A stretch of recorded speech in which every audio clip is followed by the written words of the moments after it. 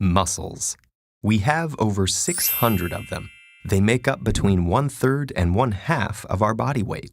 And along with connective tissue, they bind us together, hold us up, and help us move.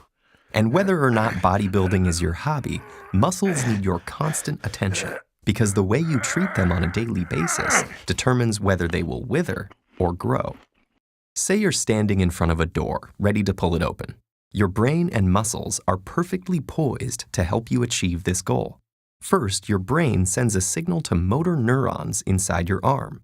When they receive this message, they fire, causing muscles to contract and relax, which pull on the bones in your arm and generate the needed movement.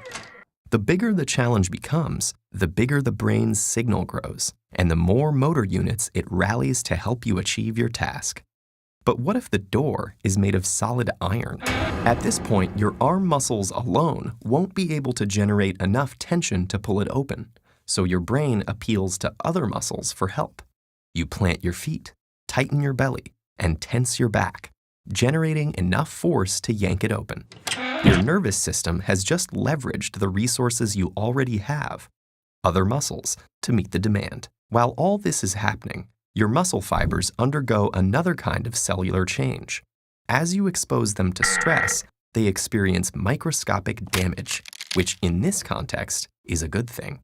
In response, the injured cells release inflammatory molecules called cytokines that activate the immune system to repair the injury.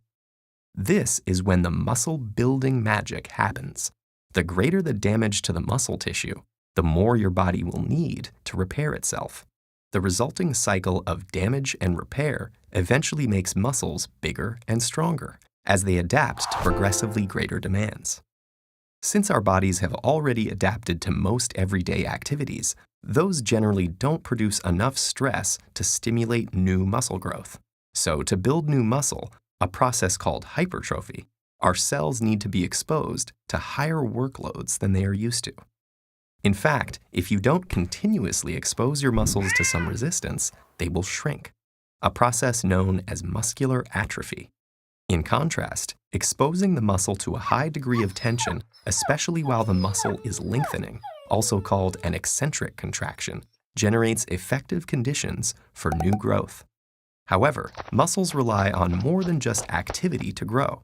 Without proper nutrition, hormones, and rest, your body would never be able to repair damaged muscle fibers.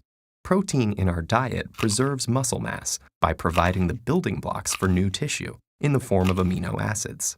Adequate protein intake, along with naturally occurring hormones like insulin-like growth factor and testosterone, help shift the body into a state where tissue is repaired and grown.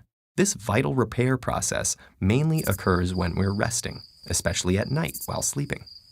Gender and age affect this repair mechanism, which is why young men with more testosterone have a leg up in the muscle-building game. Genetic factors also play a role in one's ability to grow muscle. Some people have more robust immune reactions to muscle damage and are better able to repair and replace damaged muscle fibers, increasing their muscle-building potential. The body responds to the demands you place on it. If you tear your muscles up, eat right, rest, and repeat, you'll create the conditions to make your muscles as big and strong as possible. It is with muscles as it is with life. Meaningful growth requires challenge and stress.